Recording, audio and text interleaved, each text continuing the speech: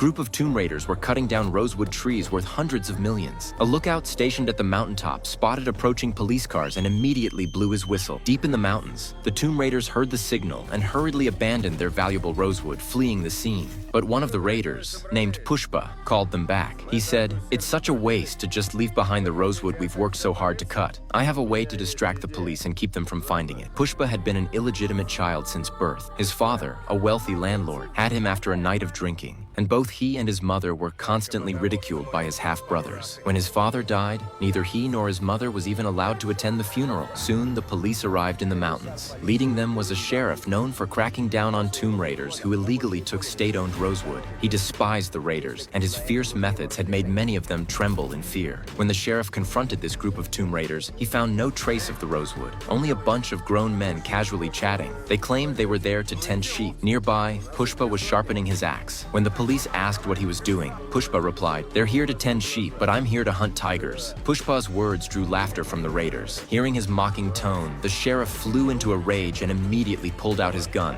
aiming it at Pushpa's head. This provoked the raiders. They grabbed their axes and stood behind Pushpa, ready to attack if the sheriff made a move. Any aggressive action from the police could have turned deadly. А вокруг меня 60 топоров.